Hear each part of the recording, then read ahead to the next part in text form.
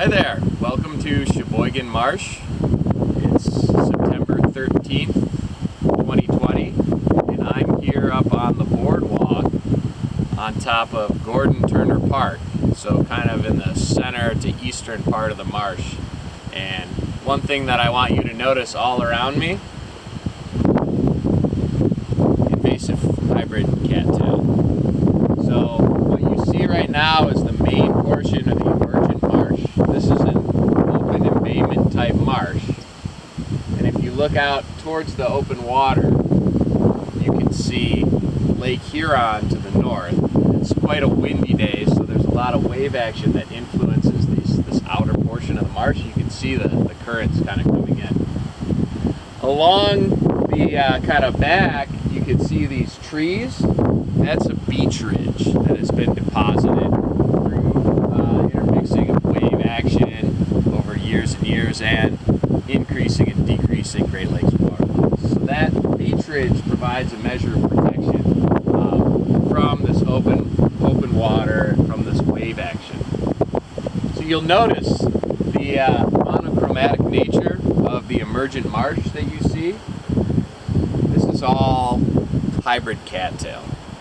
There's some Typha angustifolia in here as well. In fact, you used to be able to see a hybridization front, but within the past 10 years or so, almost all of the narrowleaf invasive cattail has hybridized, and most of this is Typha glauca.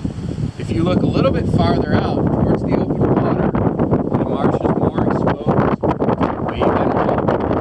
Notice there's a slight change in color and type of vegetation.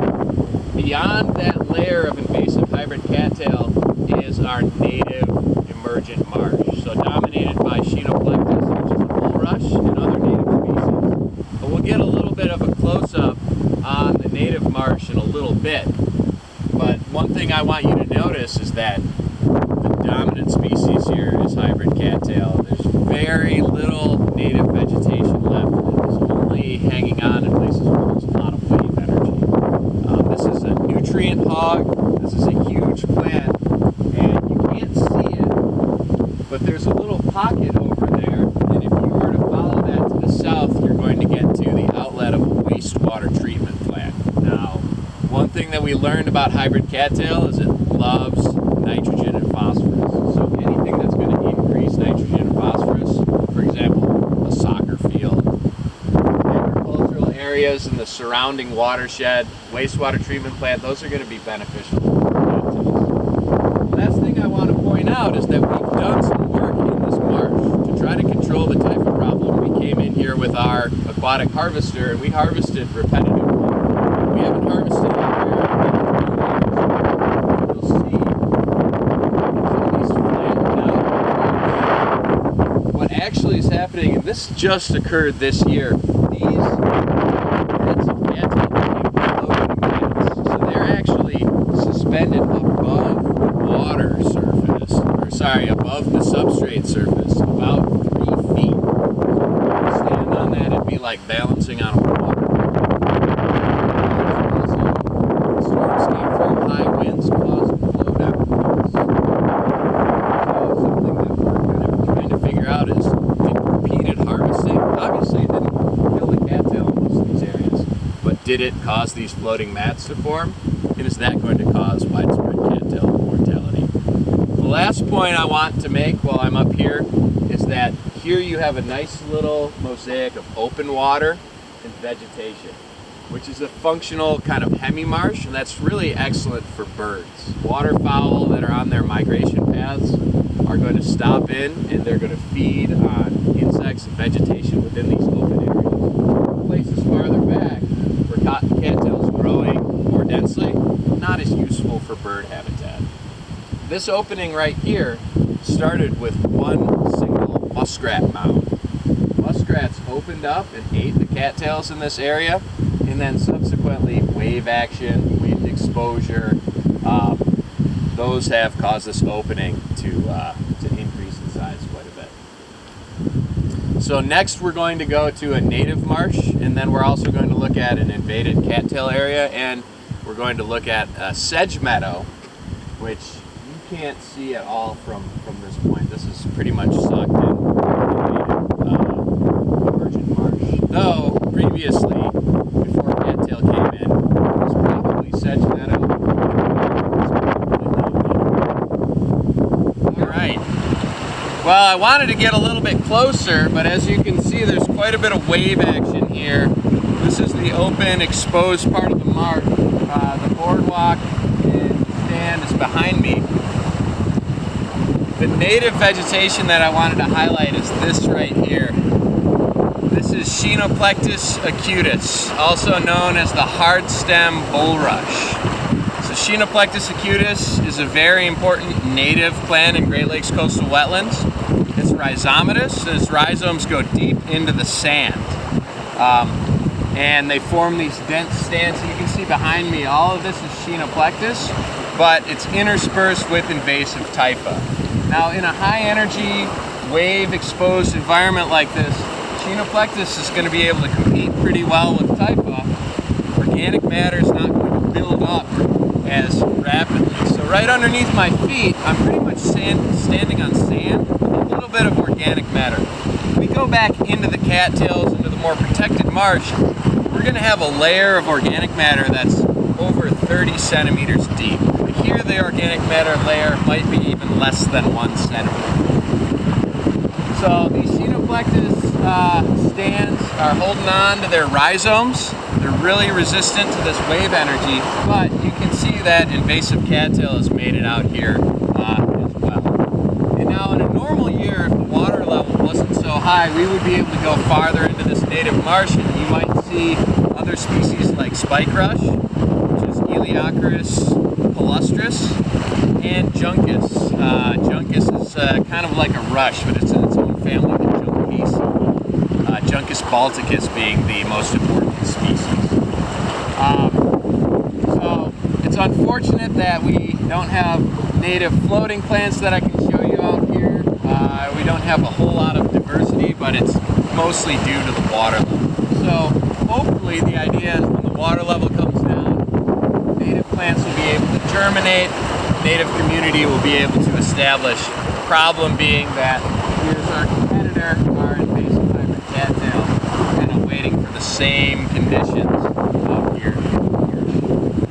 And if there was a little more protection and less wave energy, we would find floating submerged species too, things like bladderwarts and myriophyllum, which is water milfoil. We'll see if we can find some of that in the Typha invaded area, but no guarantees today. All right, welcome to the invaded portion of the marsh. So we're literally 5 feet into a stand of cattails, and you can see how these mammoth plants tower above me. I'm in about a meter of water up. I'm up past my waist in water, and here we have cattails that are a good 6 feet above me. So we're talking about 10 plus foot plants growing really densely. And to get an idea of how bad this litter is, look at all of this dead material, and then try to think about mudflat formation, try to think about seedlings being able to emerge from this. It's just not going to happen. There's too much lignin, there's too much material. So these mammoth plants, you can see they're doing pretty well. Behind me there's a little bit of a channel. This channel was dug out by our harvester. Places where we drove the harvester over and over again, we were able to disrupt the rooting structures, the rhizomes enough, so that things didn't grow in. But I can already tell that cattail is starting to fill in here. Another cool aspect about this area, and I'm really excited to see these, is that there are some floating submerged plants. This right here is called Utricularia vulgaris. This is known as the bladderwart. This is one of the few plants that I see growing healthily underneath a canopy of cattail. There's a little bit more around here. The cool thing about Utricularias is if you can get a close-up on that, do you see these black little kind of organs here? These are bladders. And this is actually a carnivorous plant. These bladders make negative air pressure And as little particles and little invertebrates crawl by them, they open up and suck that material into the bladders. And they're black right now because there's digestive fluid and it's digesting that material. So they're a little green, they can photosynthesize, they're kind of reddish, which is good for under the water surface. But this is a native plant.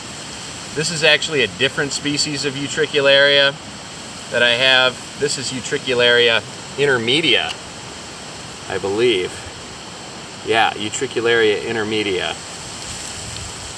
And then of course there's duckweed in here and other kind of floating nasty things. But for the most part, the only emergent plant that grows in the Typha zone is Typha glauca. It's really highly unusual to have a natural system, a Great Lakes coastal marsh that only has one species in the emergent, and that is a testament to the invasive ability of this plant.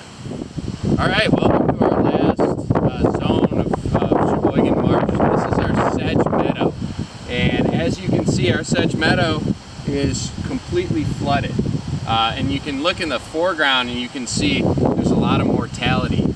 These are wetland plants. They're adapted for wet, saturated soils, but year after year of high water is going to cause mortality in our more dry land adapted plants. Nonetheless, there's plenty of healthy sedge. It just looks kind of ghostly right now because it's senesced already. They've already produced their seeds and they're starting to gray back. And the main sedge that I want to show you, I want to talk about sedges for a second. So sedges, they look kind of like grasses, but they're actually in a different plant family that's the Cyperaceae, whereas grasses are in Poaceae. And sedges have edges. So it's got this kind of sharp blade. And most of the sedges, in fact all the sedges you're going to be dealing with and reading about and thinking about for the restoration of this marsh are going to be in the genus Carex. Carex is one of the most diverse genus or genera in the upper Midwest, and this is Carex stricta. This is known as the tussock sedge and it is really important ecologically in a sedge meadow in the Great Lakes. You can see these kind of clumps and mounds grow really densely together and form these big piles where they sequester a lot of carbon and they kind of provide a little nursery for other sorts of herbaceous plants to grow, including this plant right here. The common name of this one is This is Persicaria amphibia. And Persicaria amphibia is a native plant with these pink flowers. Persicaria is a really important plant for bird food. Managers will actually actively plant this in managed units for waterfowl. Migratory birds are going to come down and eat seeds of this plant. So this is a really awesome plant to see. So I mentioned grasses before in the Poaceae family. This is the major grass of Great Lakes coastal wetlands. This is Calamagrostis canadensis. We call it calcan for short. And Calamagrostis canadensis is known as blue joint grass, and it has these blue kind of inner nodes right here, kind of purpley blue. But you can see this is kind of growing in clumps interspersed between the tussock sedge. The good thing about a native zone is there are lots of plants to discover. So let's take a look at this one. I promised you some Juncus earlier. Well, I delivered. This is Juncus balticus, or Baltic rush. Different plant family than Schoenoplectus, different plant family than Carex. This is the Juncaceae. But ecologically, it's going to serve a similar role niche-wise as our Schoenoplectus. Really a good sign of a high-quality wetland. And it's nice to have this remnant of sedge meadow back here. This is the kind of area where it's definitely restorable. There's a really healthy seed bank. But the problem is, if you look over here, here's our Typha invasion front. So this is going to be a lot of Typha angustifolia. The other interesting aspect about this sedge meadow is on the other side of the sedge meadow we have a stand of Typha latifolia. So remember last week when we talked about how the male inflorescence was stacked directly on the female? You can see that these sedge meadow kind of interspersed between. They're not as aggressive, they're not as competitive as our narrow-leaf cattail is over here. So, native cattail stand, something to keep an eye on because potential that it can hybridize, and if Typha glauca gets back here, that can potentially wipe out our sedge meadow. And then you can see behind the sedge meadow we've got a shrub area, we've got some poplars, some aspens growing up there, and some conifers as well. And then here's a dead ash tree. There's several ashes around, and this kind of back bowl of the marsh is heavily affected by the emerald ash borer. So something to think about planting back here, but the disease susceptibility would pose a big problem for the recovery. But I would say, you know, getting into a native sedge meadow, this is probably, in my opinion, the most scenic, most beautiful portion of Cheboygan Marsh before you get into this densely growing cattail.